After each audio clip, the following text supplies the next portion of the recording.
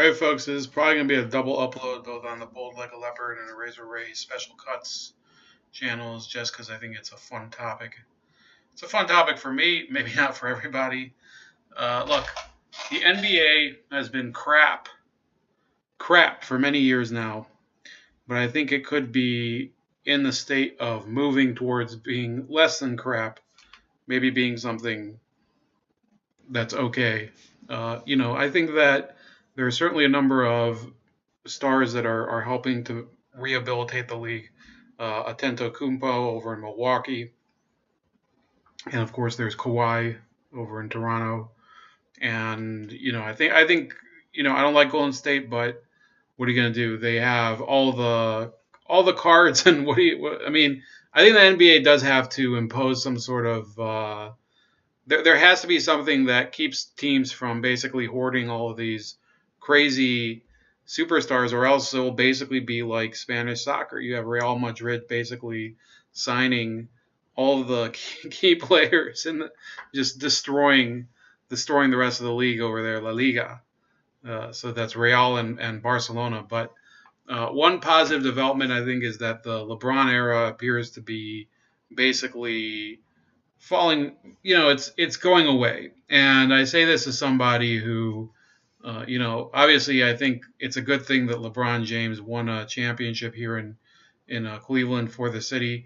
The fact that he went and won a couple championships in Miami, I don't think should detract from his career. I mean, he won them fair and square, and I don't begrudge him for that.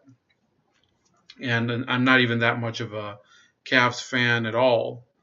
I don't really care. I think the NBA it's very hard to root for a team anymore because it's such a player-oriented league. It used to be, by the way, when I was growing up, there was more of a coach philosophy in play with people like Phil Jackson, with people like Pat Riley. I think was still coaching at the time in Miami. You had very strong coaches in play. Even in recent memory, there's Rick Carlisle over in Dallas. His team won the championship mostly because of coaching philosophy. Who else? The Spurs coach, what's his name? Greg Popovich. So when the league was more of a coach philosophy league, there was them, Doc Rivers, of course. By the way, Doc Rivers, he took a team of very kind of different personalities, took them all the way to the finals and won in 2008. And those teams that are kind of lopsided with superstars for many years, they don't necessarily win championships until the right coach comes along. That was Phil Jackson, both in LA and Chicago. And that was an important element of why the NBA was, I believe, a little more popular back then than it is now. And I could be wrong. But the LeBron era is basically choking itself to death. Not LeBron James, God willing, will continue to play basketball, but I think he's having a negative effect on the league as it is right now, especially since he moved to LA. He basically the idea was that you would have some balance between the East and the West. Now that he's moved over to the West, I don't know if that's gonna hold true. People are talking about, Giannis would be able to be kind of a threat to Golden State. They're saying maybe the Raptors. I don't know yet. I don't know. I guess we'll have to wait till the finals. But in any case, and by the way, you're hearing from somebody who isn't. I wouldn't say I'm exactly the closest observer of the NBA, but in either case, what's the problem with LeBron James? The guy is basically it's not about basketball for him. The whole thing is about him. It's not about winning games anymore. It's not about being the best athlete you can be anymore.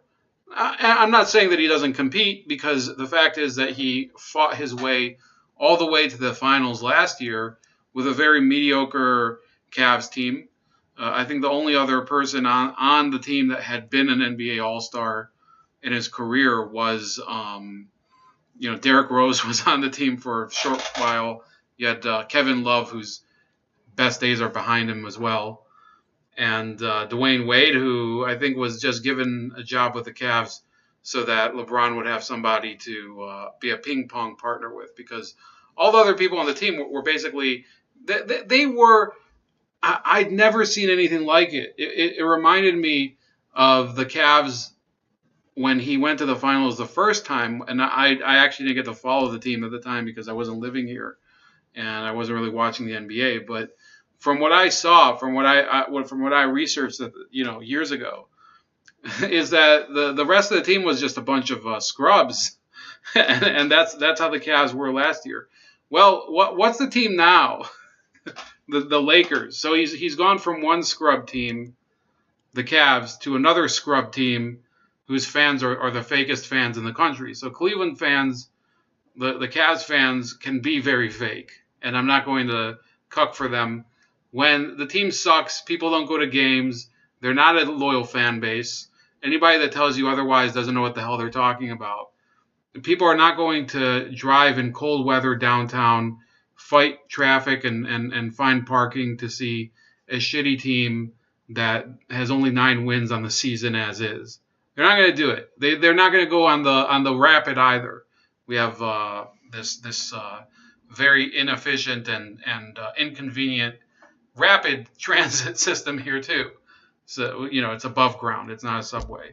So no, for all the Cavs fans that think I'm doing this video because I'm sticking up for Cleveland, it's not the case at all. Not at all.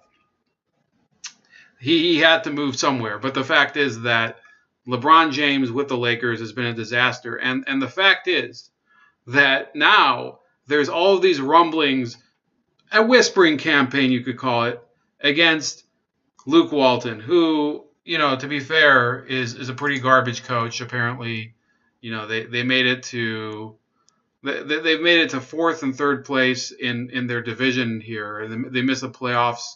So yeah, the divisionals doesn't even matter in the NBA. Let's just start with that. They're a garbage team, and the Lakers. I hope they don't make the playoffs this year. First of all, because it would be poetic justice, because their fans are always like pretending that they have this great legacy that they're defending or whatever because of Kobe or blah blah blah.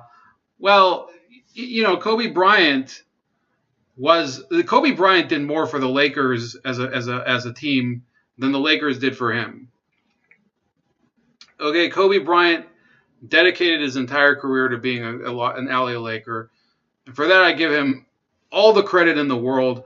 The team as a whole is basically, they just suck the life out of the rest of the league when they try to get better. They did it when they signed Gary Payton away from the Sonics in order to win a championship, as well as Karl Malone the same year. Signed him away from Utah to win a championship, and then didn't. So fuck them. I hate the Lakers. And by the way, I would hope that the best team to come out in the end, I would hope that finally the Rockets could get over the hump.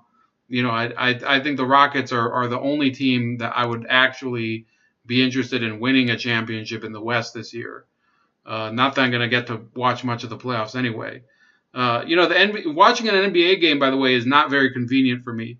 I don't have a TV, so sorry. I mean, it does sound stupid for me to put that out there, but I'm also not going to go to the gym to watch a game that's mostly about selling shoes and all. The NBA is of the leagues. It's worse than the NFL. It's more commercialist crap. It's more garbage, like trying to shoehorn in all sorts of cultural, plugs, all sorts of stupid media and entertainment intersections between the, just play the game, play the game. You don't see this in hockey or baseball. It's worse. It's much worse. And football was almost as bad this year. They had Mark Gosselaar. He cut in on a broadcast with Troy Aikman and Joe Buck, and was it was a stupid moment where they were basically promoting one of his new movies or whatever. Yeah, the NFL is garbage as well in terms of that, but the NBA is much worse. It's basically a merchandising league, and yeah, they deserve to fail. And so let's get back to the topic at hand. LeBron James is pressuring the Lakers through his camp in a whispering campaign to get Luke Walton fired. And look, again, I'm not saying that Luke Walton deserves to keep his job. I think he's basically gotten the job because he played for the team, and maybe he has maybe has like minimum coaching acumen, but in reality, what's his real accomplishment in the league? He was a backup for Kobe Bryant. That was about it. He's the Jason Garrett of the NBA. And you guys know what I say about Jason Garrett. He should have been fired years ago. So yeah, this is great. And this is something that LeBron James does to all of his teams. He basically comes in when he started with the Cavaliers. They had I think it was Paul Silas. LeBron James got him fired. Maybe he needed to get him fired. Let's be fair. Maybe he needed to get him fired. Then they put in Mike Brown, who was basically a stooge for a few years. Mike Brown,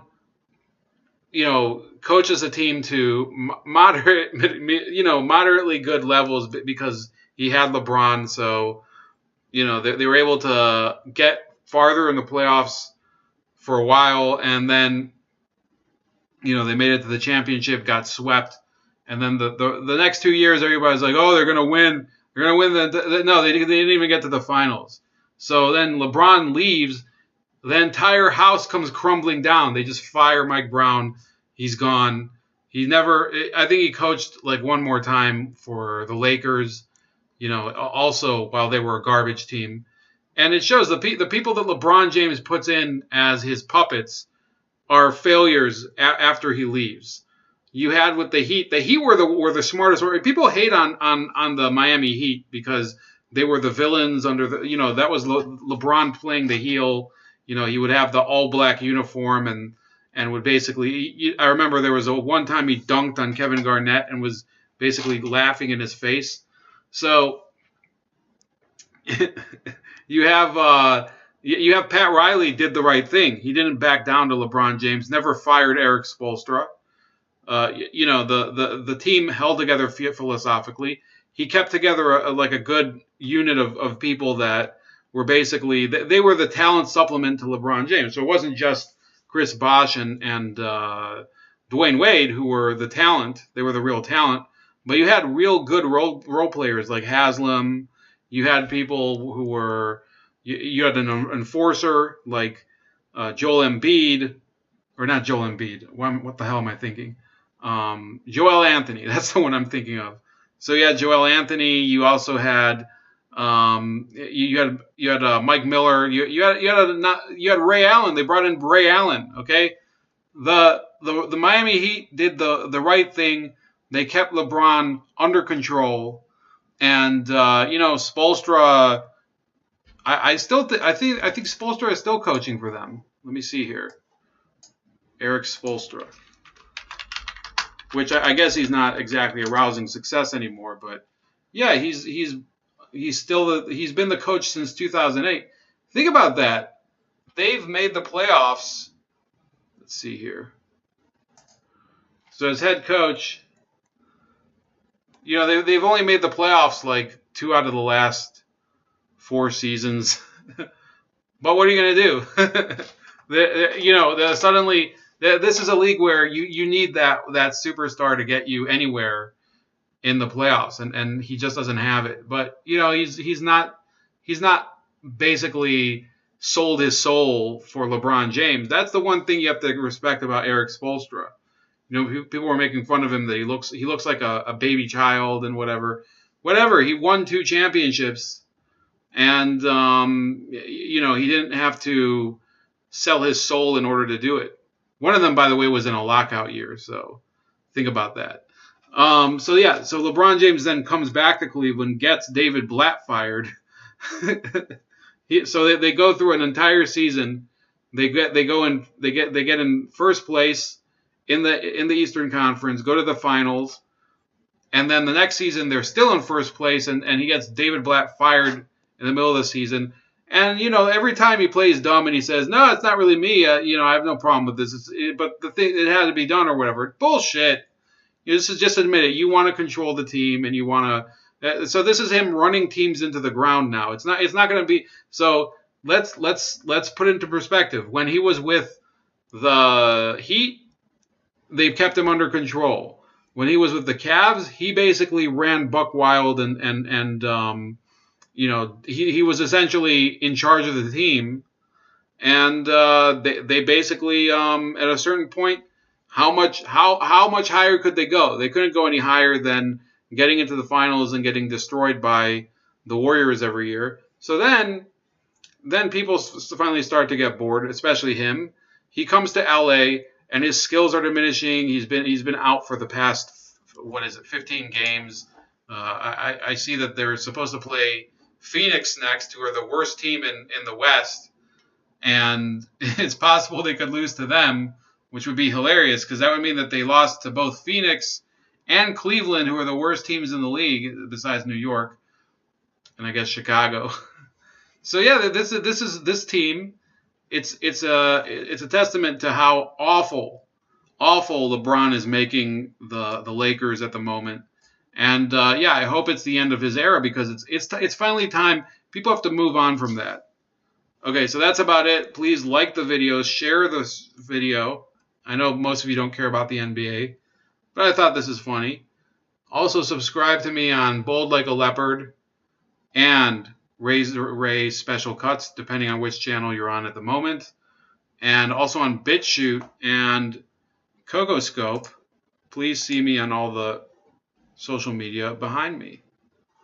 Have a good night.